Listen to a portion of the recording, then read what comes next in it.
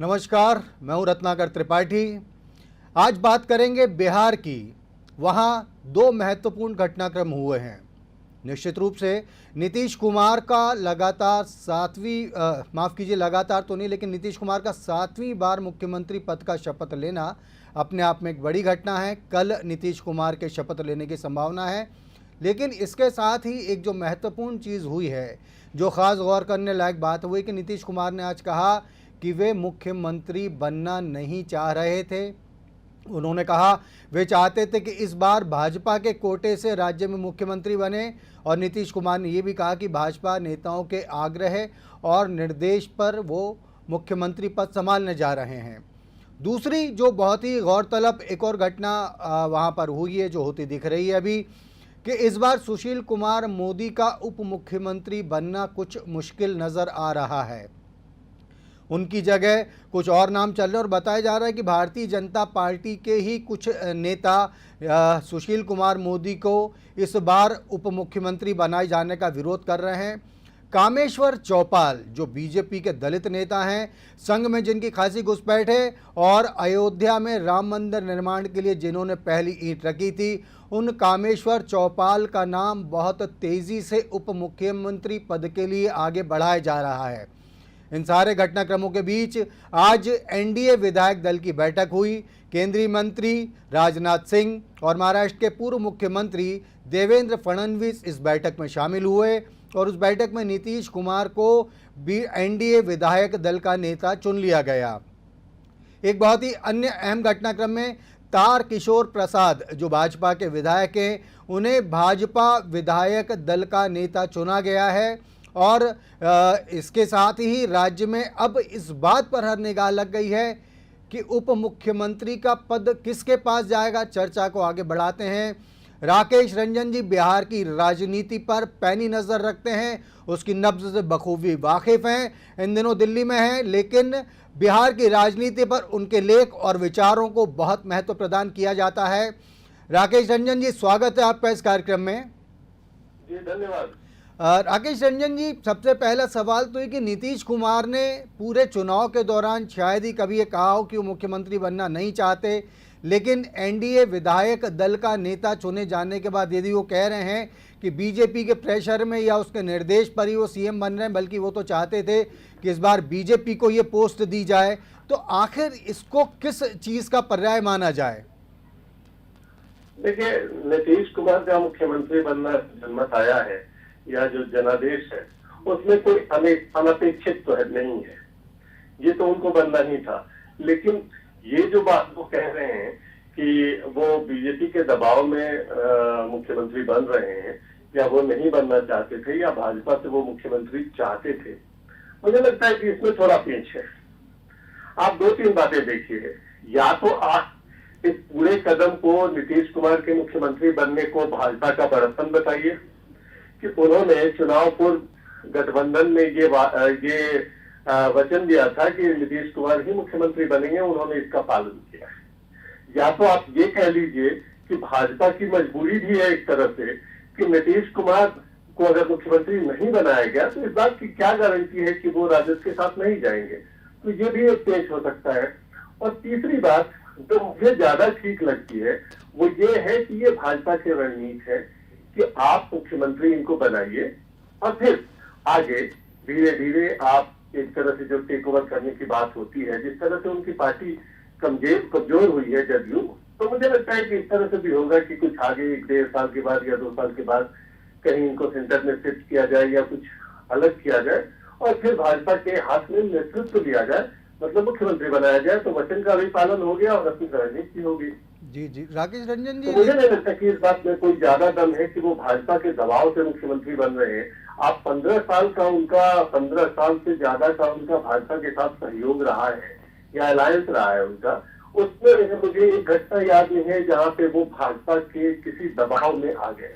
जी जी, तो क्या आज उनकी शक्ति क्षीण हो गई है जो आज वो भाजपा के दबाव में आके मुख्यमंत्री का पद स्वीकार कर रहे हैं? तो मुझे ऐसा ही लगता है कि ये भाजपा की अपनी रणनीतिक चीजें हैं कि वो अभी नीतीश कुमार को मुख्यमंत्री बनाएंगे और फिर आगे जो होगा वो देखा जाएगा। तो ऐसा भी लग सकता है कि नीतीश कुमार शायद भाजपा के इस रणनीति को भांपकर पहले ही इस किस्म की बात कह रहे। एक और चीज़ अभी कुछ मीडिया हाउसेस में चल रही है और कहा भी जा रहा है कि अब नीतीश कुमार के लिए अपने पूर्ववर्ती कार्यकालों की तरह भाजपा से ऊपर चल पाना मुश्किल होगा, बल्कि अब वो रिमोट कंट्रोल से संचालित मुख्यमंत्री देख सकते हैं। आपका इस बारे में क्या मानना है? देखिए, मैं पूरी तरह से इस बात से सहमत नहीं हूँ कि नीतीश कुमार की जो पर्सनालिटी है उसमें वो रिमोट संचालित मुख्यमंत्री होंगे, ऐसा मुझे नहीं लगता। लेकिन एक जरूर है कि अगर आपके विधायकों की संख्या 45 के करीब हो गई है तो आप कमजोर तो हो ही गए हैं। तो जो कहते हैं कि डोमिनेंट स्टेज जो है वो आपकी नहीं रहेगी गठबंधन में, भाजपा अब अपनी बातें कहेगी और शायद आपको मानना भी पड़ेगा। जी जी जी, लेकिन पूरी तरह से रिमोट कंट्रोल में हो जाएंगे ऐसा मुझे नहीं लगता। हाँ, नीतीश कुमार की वैसे इस किस्म की पर्सनालिटी रही नहीं है। राकेश रंजन जी हमने पहले भी देखा है कि कमज़ोर उन्होंने कभी भी अपने आप को होने नहीं दिया और कम से कम दूसरों के हाथ से खेलने से हमेशा बचे। जैसा लालू यादव एपिसोड में हुआ था, जब उन्हें लगा था कि लालू यादव उनके परिवार का सरकार में दखल बहुत ज़्यादा बढ़ता चला जा रहा है, तो उन्होंने इस्तीफा देकर बीजेपी के सहयोग से सरकार बना ली थी। और राकेश रंजन जी, एक सवाल यहाँ और उठता है, जो सुशील कुमार मोदी को लेकर अभी तक सस्पेंस कायम है, उप मुख्यमंत्री पद पर उन्हें लिया जाएगा कि नहीं लिया जाएगा। तो बीते 5 जो सरकार चली है नीतीश कुमार के साथ, इसमें ऐसा क्या होता दिख रहा है आपको जिसके चलते सुशील कुमार मोदी को डिप्टी सीएम डिक्लेयर करने में कुछ विलंब होता दिख रहा है?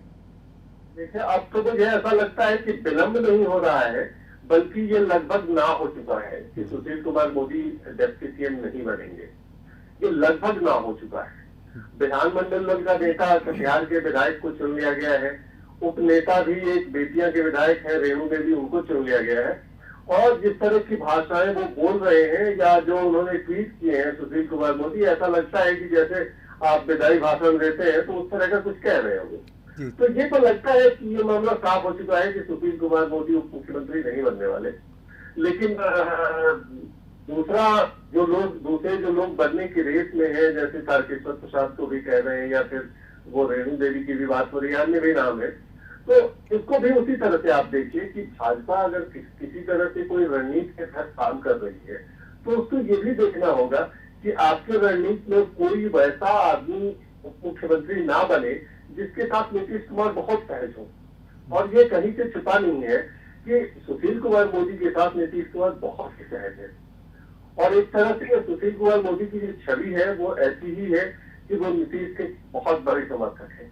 तो इस लिहाज से भी ऐसा लगता है कि सुशील कुमार मोदी को ना बनाया जाए, कोई दूसरा चेहरा लाया जाए जो भाजपा के केंद्रीय नेतृत्व के हिसाब से काम करे या फिर भाजपा की रणनीति के हिसाब से काम करे। जी जी, इसका मतलब क्या राकेश रंजन जी ये संकेत लिए जा सकते हैं कि भारतीय जनता पार्टी आने वाले 5 साल के लिए नीतीश कुमार को अपनी तरफ से चुनौती विहीन मुख्यमंत्री होने देना नहीं चाहती है? जैसा आपने कहा कि सुशील कुमार मोदी के साथ उनके रिश्ते, पॉलिटिकल रिश्ते बहुत अच्छे रहे, बहुत सहज होकर काम किया, तो क्या भाजपा इस अब कोशिश में है कि सुशील कुमार मोदी ने जो नीतीश के साथ जिस हिसाब की अंडरस्टैंडिंग कायम की थी, भाजपा अब वैसा स्पेस देने की स्थिति में नहीं दिख रही है नीतीश कुमार को? क्या देखिए, अंडरस्टैंडिंग तो है ही, अंडरस्टैंडिंग उनके बीच में रहेगी भी। मुझे लगता है कि बाद की भी जो चीजें होंगी वो समझ के तहत होंगी।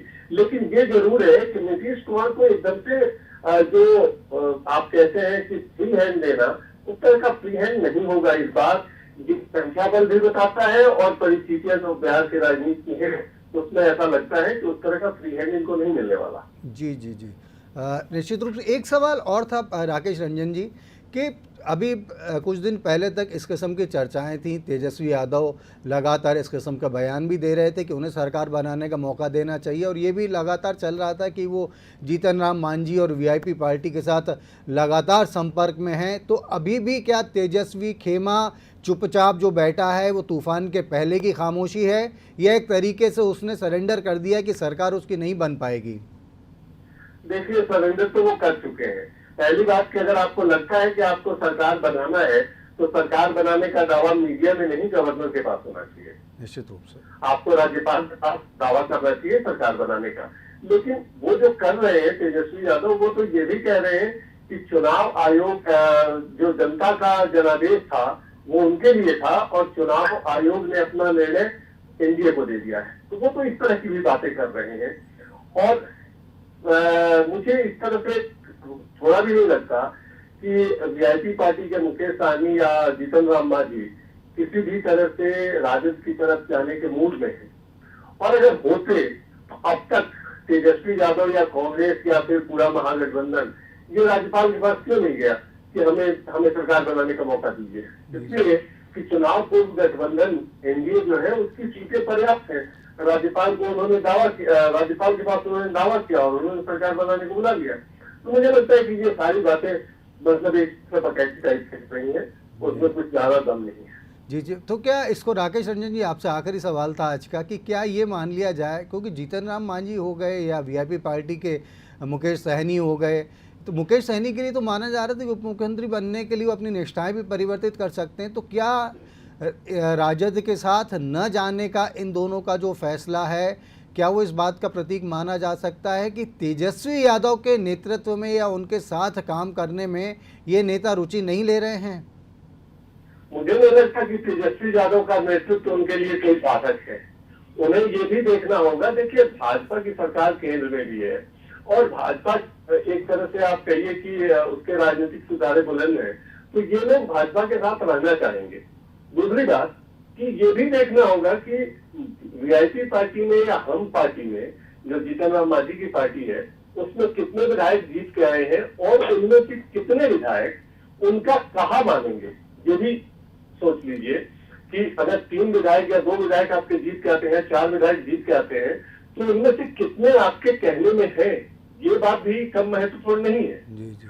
क्योंकि जब एक बार सरकार बनेगी तो सरकार के पास या भाजपा या जदयू उन विधायकों को अपने पास लाने की कोशिश करेंगे। तो ऐसा जरूरी नहीं है कि उनके कहने से, मांझी के कहने से या सहनी के कहने से उनके विधायक जहां कहेंगे वहां चले जाएंगे।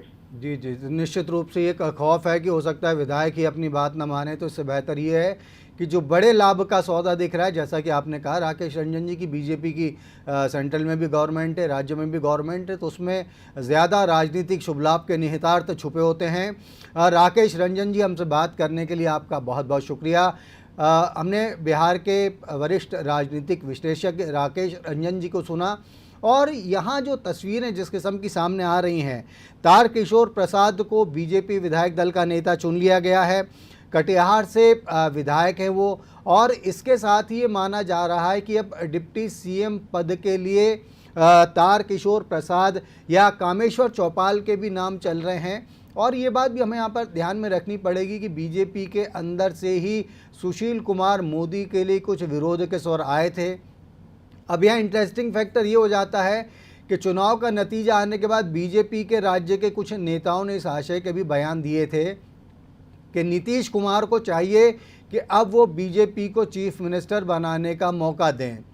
और उसके बाद में जब ये आवाज़ें उठने लगीं सुशील कुमार मोदी के खिलाफ, तो निश्चित रूप से था कि इन दोनों आवाज़ों को नज़रअंदाज कर पाना बीजेपी के लिए मुश्किल नहीं था। शायद यही वजह है कि सुशील कुमार मोदी की संभावनाएं अब वहाँ बहुत ज़्यादा कमज़ोर होती दिख रही हैं। जैसा कि अभी राकेश रंजन जी ने तो ये तक कहा है कि अब सुशील कुमार मोदी बिहार के अगले उप मुख्यमंत्री नहीं होंगे। तो निश्चित रूप से समीकरण बहुत तेज़ी से बदल रहे हैं और इन्हीं समीकरणों पर बिहार के पत्रकार, वरिष्ठ पत्रकार पुष्य मित्र जी से हम बात करेंगे। फ़ोन लाइन पे पुष्य मित्र जी हमारे साथ जुड़ गए हैं। पुष्य मित्र जी, स्वागत है आपका कार्यक्रम में। पुष्य मित्र जी, आप तक आवाज़ पहुंच रही है मेरी? हाँ, आपकी आवाज़ आ रही है। पुष्य मित्र जी, बिहार में जो चल रहा है, नीतीश कुमार ने आज अचानक कह दिया कि वे मुख्यमंत्री बनना नहीं चाहते थे, भाजपा के निर्देश और उसके आग्रह पर वो बनने जा रहे हैं। और दूसरा बहुत बड़ा डेवलपमेंट जो हुआ है वो ये लगभग माना जा रहा है कि सुशील कुमार मोदी उप मुख्यमंत्री नहीं बन पाएंगे। इन दो परिस्थितियों को आप किस परिप्रेक्ष्य में देखते हैं? देखिए, आज जो बैठक हुई, जो बातचीत हुई, उससे दो लोग बहुत भावुक नजर आ रहे हैं और थोड़ी निराश भी। तो भावुक में एक नीतीश कुमार है, जिनका बयान आपने पढ़ा कि उन्होंने कहा कि मैं बनना नहीं चाहता था, भाजपा के लोगों के कहने पर मैं बन रहा हूं। दूसरा बयान अभी ट्वीट आया है सुशील कुमार मोदी जी का, जिन्होंने अपने ट्वीट में आखिरी पंक्ति लिखी है कि मुझे कार्यकर्ता के पद से तो कोई नहीं हटा सकता है।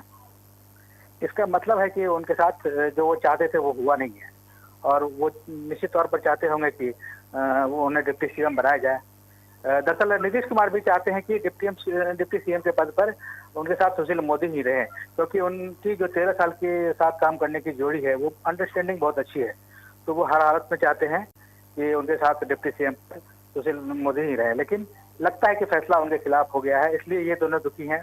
बाकी सब लोग जानकारियां दे रहे हैं, ये दोनों नेता बहुत जानकारियां आज नहीं दे रहे हैं और बहुत कुछ बोल नहीं रहे हैं। तो ये लग रहा है कि आज जो बातचीत हुई इसमें नीतीश कुमार जो बार्गेन करना चाह रहे थे उसमें एक चीज उनसे कमी हो गई कि वो अपने साथी को बरकरार नहीं रख सके। इसका आने वाले दिनों में हो सकता है कुछ फर्क पड़े। सबसे बड़ी बात यह है कि बिहार में भाजपा सरकार के स्वरूप में बदलाव लाना चाहती है। अब तक जो सरकार बिहार में चलती रही तो भाजपा की सरकार जरूर थी, लेकिन नीतीश कुमार और सुशील मोदी ने इसको बिल्कुल किसी समाजवादी सरकार की तरह चलाया, वो किसी भाजपाई सरकार की तरह नहीं चली। उसमें नीतीश कुमार का अपना दबाव था, लेकिन इस बार नीतीश कुमार की सीटें कम हुई है और भी बहुत सारे फैक्टर हैं जो भाजपा हमेशा से चाहती थी, वो मौका उनको बिहार में मिला है। हालांकि इसके बावजूद नीतीश कुमार बार्गेनिंग कर रहे हैं, लेकिन देखते हैं कि उनकी बार्गेनिंग कितनी तय होती है। अभी उनको पहला झटका तो जरूर लग गया है कि उनके ये साथी जो उनके थे सुशील कुमार मोदी अब वो डिप्टी सीएम नहीं रहे, और उसके बदले तारकिशोर प्रसाद को चुना गया है बिहार विधानमंडल का। तो तारकिशोर प्रसाद जी के आसार वहाँ पर ज़्यादा नज़र आ रहे हैं, लेकिन कृषि मंत्री जी बीच में नाम जो था वो राज्य के एक बड़े दलित नेता कामेश्वर चौपाल का भी चल रहा था। तो उनका ये भी माना जाता है कि बीजेपी की जो खासतौर से हिंदूवादी राजनीति है उसमें वो बहुत एक बड़ा चेहरा है, और यदि उनको डिप्टी सीएम का पद सौंपा जाता तो उत्तर प्रदेश के होने वाले विधानसभा चुनाव में बीजेपी को कुछ लाभ मिल सकता था। कामेश्वर जी का नाम पीछे कैसे हो गया, कुछ इसका खुलासा करेंगे? मुझे लगता है कि इस मामले में जरूर इन लोगों का दबाव काम आया, नीतीश जी का और सुशील कुमार मोदी का।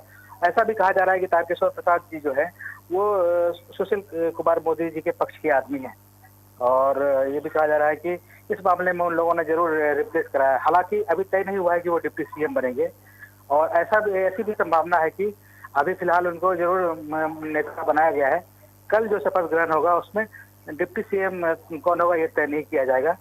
3 भाजपा के, 3 जदयू के और एक बाकी दोनों दलों के नेता को शपथ दिलाई जाएगी, और डिप्टी सीएम का फैसला बाद में होगा। तो वो फैसला क्या होगा, क्या कामेश्वर चौपाल जी आ जाएंगे या कौन आ जाएंगे, ये कहना अभी मुश्किल है। फिलहाल उन्होंने इस विवाद को लगता है कि इन लोगों ने टाल दिया। आपको इस सारे एपिसोड में पुष्य मित्र जी एक फैक्टर बड़ा इम्पोर्टेंट है कि ये कहा जा रहा था कि तेजस्वी यादव चुप नहीं बैठेंगे, किसी भी हद तक वो अपनी सरकार बनाने के लिए आगे बढ़ जाएंगे, लेकिन अब उनकी तरफ से ऐसी कोई आक्रामकता नजर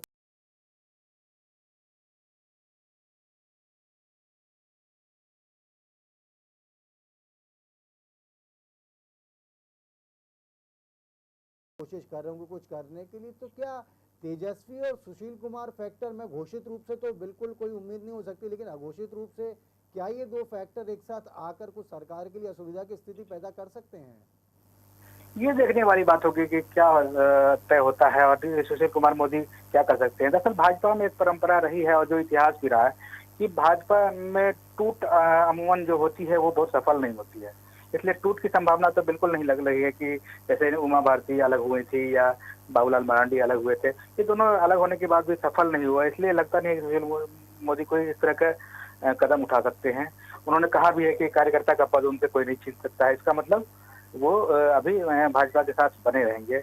मुमकिन है कि केंद्र में उनको ढंग का कोई मंत्रिमंडल का पद भी मिले, ये भी हो सकता है, लेकिन वो तेजस्वी यादव को सहयोग करेंगे ऐसा नहीं लगता है। फिलहाल तो वो तेजस्वी यादव की कोई खास संभावना पहले से भी नहीं थी, अभी भी नहीं है। वो इस पूरे मामले से अभी अलग ही है। अभी जो पूरा स्ट्रगल चल रहा है वो बीजेपी और एनडीए का अंदरूनी स्ट्रगल है। इसमें नीतीश कुमार चाहते हैं कि वो जब अभी तक जैसा शासन चला रहे थे बिहार में उसी ढंग से चलाएं और उनकी बार्गेनिंग होती रहे। इसलिए 2-3 मुद्दे उन्होंने उठाए थे, विधानसभा अध्यक्ष का, और ये भी कहा था कि लोजपा पर कार्रवाई हो और भाजपा के नेता जो उन पर उनके खिलाफ बयान कर रहे हैं उन पर कार्रवाई हो। तो उसमें से क्या मानी गई है बात, क्या नहीं मानी गई है, ये आगे देखना होगा। संभवतः इसी की काट के लिए बीजेपी ने ये किया कि आपको फिर डिप्टी सीएम हम अपना तय करेंगे, और उनका अधिकार भी है बीजेपी का। एक तरह से वो काउंटर करने के लिए नीतीश कुमार के की बार्गेनिंग को, क्योंकि नीतीश कुमार तो नहीं कह सकते कि बीजेपी का डिप्टी सीएम कौन हो, वो शर्त वो आधिकारिक रूप से वो रख नहीं सकते। इसलिए ऐसा किया गया कि नीतीश कुमार को थोड़ा दबाव में लाया जाए। लेकिन अब कितने दबाव में आया है, क्या बातें मानी गई है, ये देखने वाली बात होगी। हो सकता है कि बीच का रास्ता निकल गया हो तारकिशोर प्रसाद सिंह, तारकिशोर प्रसाद जी का नाम सामने आ गया हो डिप्टी सीएम के रूप में ही, क्योंकि वो बहुत हार्ड लाइनर नहीं है, बहुत सॉफ्ट नेता है और जैसे मतलब और बीजेपी के दूसरे नेता होते हैं वैसे नहीं है, इसलिए नीतीश कुमार मान भी गया हूँ।